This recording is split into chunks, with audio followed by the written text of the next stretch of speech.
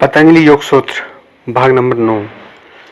लगभग 15 सूत्र हम पिछले भागों में पढ़ चुके हैं। आज जो 16वां सूत्र है उसके बारे में मैं आपको बता रहा हूँ, जिसका हिंदी में मतलब है कि पुरुष के ज्ञान से यानी कि आत्म ज्ञान होने पर प्रकृति के गुणों में तृष्णा का सर्वथा अभाव हो जाता है। इस स्थिति को परम वैराग्य कहते हैं।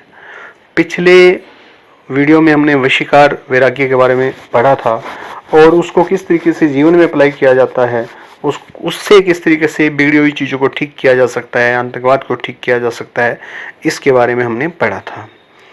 तो वो जो वशीकार वैराग्य था वो वैराग्य का एक सामान्य रूप था और एक ऊपरी रूप था। इसको यूँ भी कह सकते हैं कि जो मैं पिछले वीडियो में बता रहा हूँ कि जब विचार रुकते हैं तो एक अलग बात होती है, और जब विचारों के जो बीज हैं, जो संस्कारों के रूप में, मेंटल पैटर्न के रूप में हमारे अंदर पड़े हैं, जब वो खत्म होते हैं तो वो समाधि का एक अलग हिस्सा होता है। सभी प्रकार की समाधियों में जिस तरीके से सविचार समाधि, निर्विचार समाधि, सविकल्प समाधि, निर्विकल्प समाधि। सविकल्प का मतलब है कि विकल्प अभी रखे हुए हैं। सविचार का मतलब है कि विचार जो है, विचार के बीज अभी भी रखे हुए हैं। निर्विचार का मतलब है कि बीजों को भी हटा दिया गया है। यहां वैराग्य भी वही है। वहां पे वशीकार वैराग्य था, जो वैराग्य तो हो गया है लेकिन बीज संस्कार वो अभी पड़े हैं। यहां जिस परम वैराग्य की बात की गई है, जिसमें तृष्णा का जो सर्वथा अभाव हो जाता है, यानी कि तृष्णा मूल रूप से समाप्त हो जाती है, तो उसको परम वैराग्य कहते हैं। जब परम वैराग्य होता है तो आत्मज्ञान हो जाता है, और जब आत्मज्ञान होता है तो जो प्रकृति के 3 गुण हैं, रजोगुण, सतोगुण और तमोगुण, उनमें भी यानी कि वो गुण आपको जो पदार्थ हैं या विषय हैं या लोग हैं उनकी तरफ अट्रैक्ट करते ही नहीं।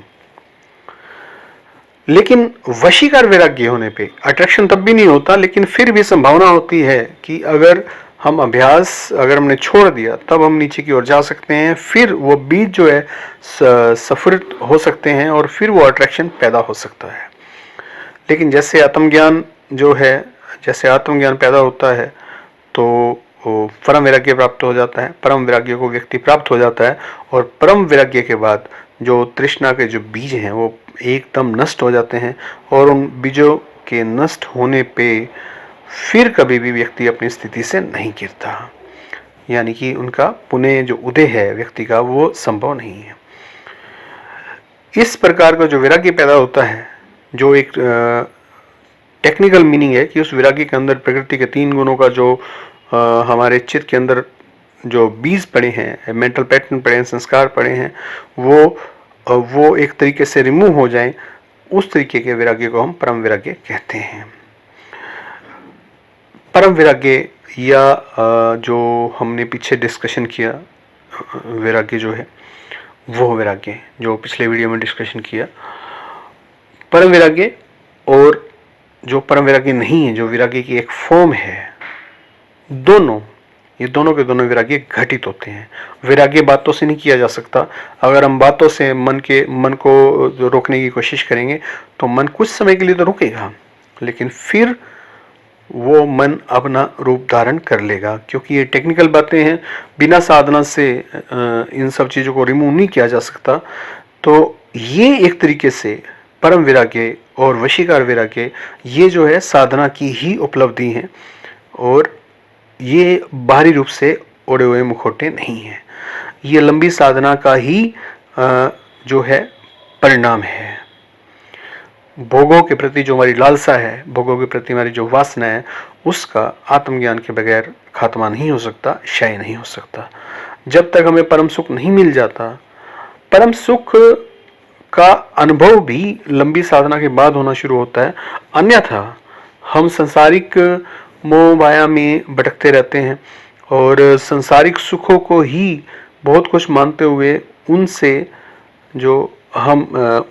सुख प्राप्त करने की कोशिश करते हैं, उनके लिए अपना पूरा जीवन लगा देते हैं, और जो हमारे अंदर सुख बसा हुआ है, जो हमारे अंदर की यात्रा है, उसका हम अनुभव ही नहीं कर पाते, उसके बारे में सोच तक नहीं पाते। तो ये इस तरीके से हमारी शुद्र अवस्था है और ये हमारे दुख के कारण है। और ये हमारे एक रुग्ण मस्तिष्क की उपज है।